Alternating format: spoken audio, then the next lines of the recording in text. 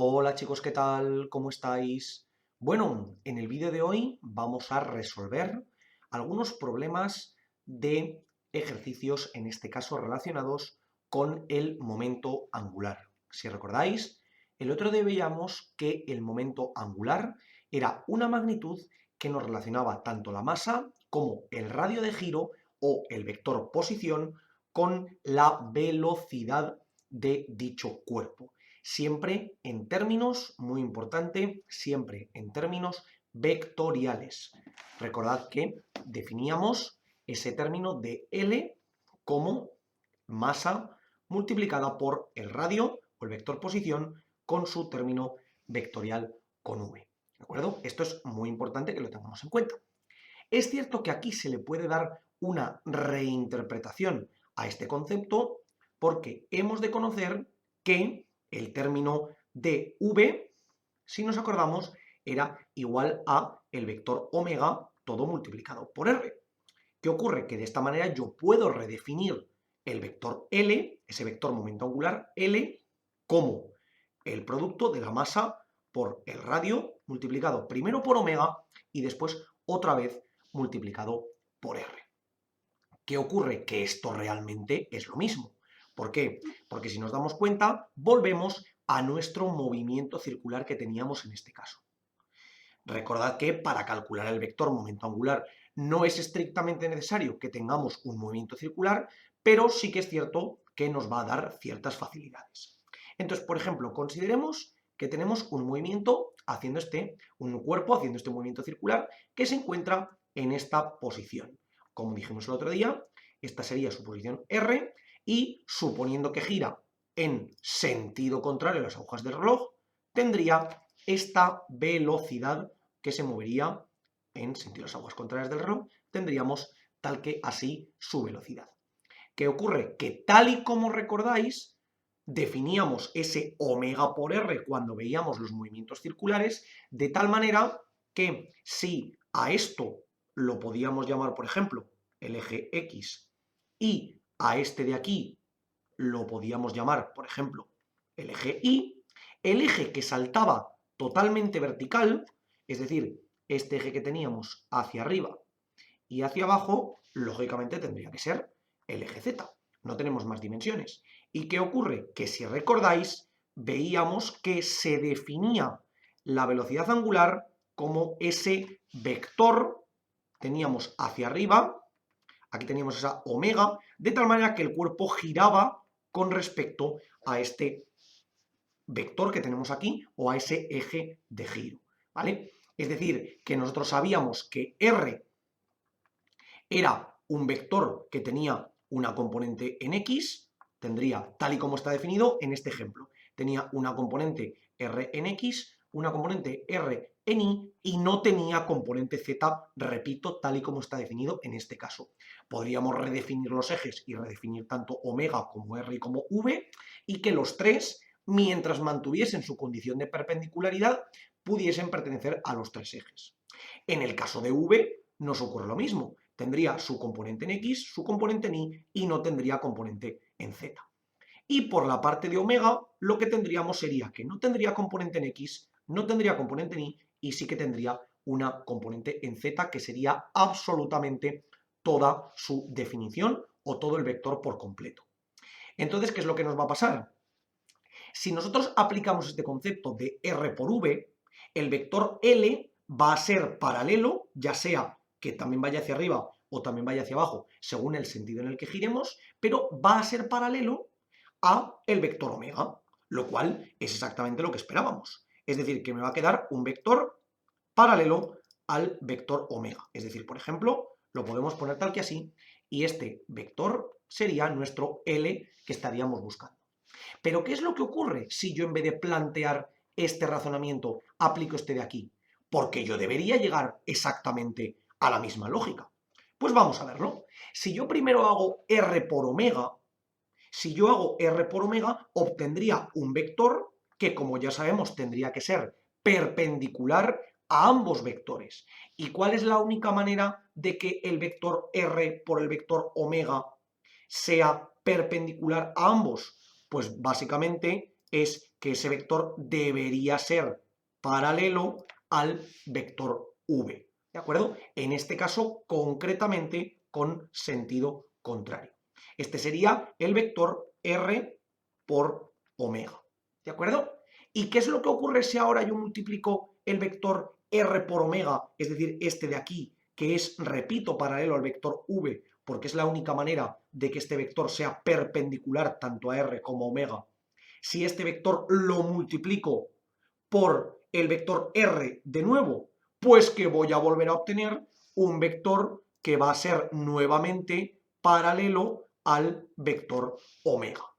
Y también hacia arriba por el sentido de cada uno de los vectores.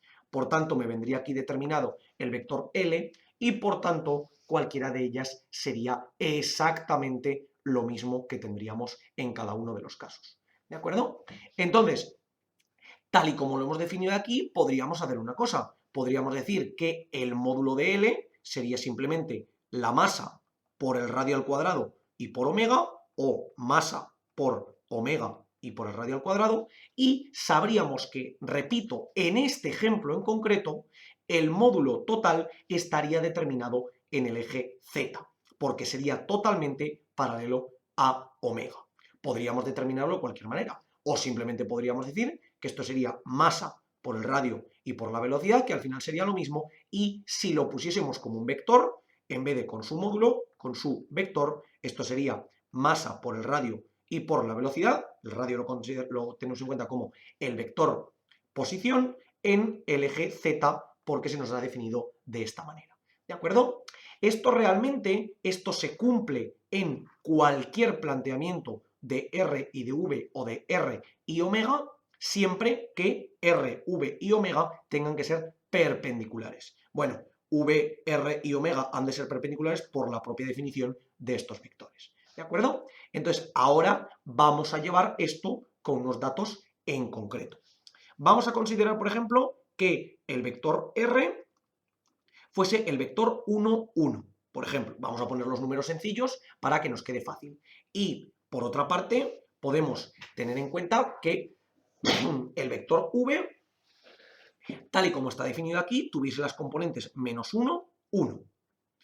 ¿Vemos que estos vectores son perpendiculares? Pues lo podemos comprobar de la siguiente manera. Si su producto escalar es igual a 0, el vector es perpendicular, porque recordad que el producto escalar era proporcional al coseno del ángulo que formaban, y si el coseno del ángulo nos dicen que es igual a 0, el único ángulo que cumple eso es 90 o 270, es decir, que son perpendiculares entre sí.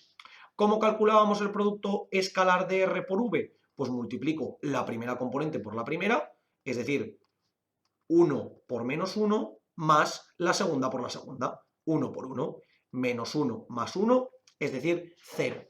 Tal y como lo hemos planteado, en efecto, R y V, ya sabemos que R es perpendicular a V. ¿De acuerdo? Esto ya lo tenemos claro. Entonces, ahora, ¿cómo puedo determinar con este R y con este V cuánto vale omega? Pues si sabemos que V es igual a omega por R, simplemente tenemos que practicar el producto vectorial inverso para saber cómo sacarlo. Es decir, si yo ahora hiciese el producto vectorial de R por V, si yo hago R producto vectorial por V, ¿vale? ¿Qué es lo que me quedaría aquí? Pues simplemente me quedaría X, Y y Z. Voy a calcular cada uno de ellos. R hemos dicho que era el 1, 1, y lógicamente, como aquí no he puesto nada, esto sería también un 0, ¿vale? Porque hemos dicho que para este problema en concreto no tenemos componente en el eje Z, y V sería menos 1, 1, 0. Y ahora desarrollo este producto vectorial. En X me quedaría 1 por 0 menos 0 por 1, lo cual se me anula lógicamente. En Y me debería quedar también 1 por 0 menos 0 por menos 1, y en Z, tal y como esperábamos que fuese la única componente que tuviese término, me quedaría 1 por 1 menos 1 por menos 1. Es decir, que en este caso me queda 1 por 1 en Z, recordamos que esto es 1 más 1, es decir, 2 en las unidades que lo tuviésemos. Si esto poníamos que eran metros y esto fuese metros por segundo, pues aquí nos daría radianes por segundo. ¿De acuerdo? Esto sería 2 radianes por segundo en el eje Z. ¿De acuerdo? Esta sería la omega que nosotros estaríamos buscando. Mucho cuidado, porque aquí puede parecer que el módulo de omega sea igual a 2 radianes por segundo. Pero hay que tener en cuenta una cosa. Cuando nosotros hacemos R por V, lo que realmente estamos calculando es la dirección y el sentido de la propia omega. Entonces, si nosotros lo que queremos calcular es el módulo de omega, el módulo de omega lo calcularemos, o mejor dicho, omega como tal en concreto. Si quisiéramos calcular el vector omega completamente, tendríamos que hacer que omega sería precisamente ese R por V dividido entre el módulo de R por V, ¿de acuerdo? Porque si no, estaríamos calculando una cantidad que no es totalmente exacta. De hecho, vamos a ver que esto se modifica, ¿vale? ¿Cuánto vale ese módulo de R por V? O lo que sería equivalente a hacer la multiplicación del módulo de R por el módulo de V, ¿vale? ¿Cuánto vale el módulo de R? Pues podemos ver que sería la raíz cuadrada de 1 al cuadrado más 1 al cuadrado, es decir, la raíz cuadrada de 2. ¿Y cuánto valdría el módulo de V? Pues sería la raíz cuadrada de menos 1 al cuadrado, a ver, que lo ponga por aquí bien, la raíz cuadrada de menos 1 al cuadrado más 1 al cuadrado, es de nuevo la raíz de 2. ¿Vale? Por tanto, esto podríamos decir que es 2 en z dividido entre raíz de 2 por raíz de 2. Repito, el módulo de R por V es exactamente equivalente al propio módulo de R por el módulo de V. ¿De acuerdo? Esto nos quedaría 2 en z dividido entre 2, o lo que es lo mismo, 1 en z radianes por segundo. Por tanto, verdaderamente, esa omega, si la queremos plantear correctamente, que la voy a poner por aquí abajo porque los módulos ya no los necesito, esa omega sería 0,01, ¿de acuerdo? Si lo calculamos correctamente, o decir simplemente que omega sería igual a 1 en z radian por segundo, ¿de acuerdo? Esta sería la manera correcta de plantear nuestro ejercicio, de sacar las variables tanto r como v y como omega. ¿Vale? Podemos comprobar que en efecto esto se cumple de la siguiente manera. Si recordamos, por definición, teníamos que el vector v tenía que ser obligatoriamente igual a ese omega por r. ¿Vale? Entonces, vamos a ver ahora si en efecto esto se cumple. Yo aquí tengo x, y z. En omega teníamos que era el 0,01 y en r hemos dicho que era el 1,10. Por tanto, vamos a desarrollar. En x me quedaría que tengo 0 por 0 menos 1 por 1, es decir, 0 por 0 menos 1 por 1, menos en y, que tendría 0 por 0 menos 1 por 1, más en z, que tendría 0 por 1 menos 0 por 0. 0 por 1 menos 0 por 1 también, perdón. ¿Vale? Esto nos quedaría 1 en x, perdón, menos 1 en x, que tenemos aquí ese menos, y luego menos con menos más sería más 1 en y más 0 en z. O lo que es lo mismo, menos 1, 1, 0, o lo que es exactamente igual a v, tal y como podemos ver aquí. ¿De acuerdo? Por tanto, tanto nuestro módulo como la dirección y el sentido de omega son correctas. Es decir, R pertenece a la diagonal del primer cuadrante, V es totalmente perpendicular, es decir, sería la diagonal del segundo cuadrante trasladada al punto de tangencia con respecto a la circunferencia de giro, y por último omega sería hacia arriba, tal y como podemos ver, ¿vale? Ahora vamos a calcular de las dos maneras en este caso el producto vectorial que nos determinará el momento angular, y vamos a ver si en efecto, tanto aplicando la primera expresión que tenemos aquí arriba como la segunda, nos da exactamente lo mismo.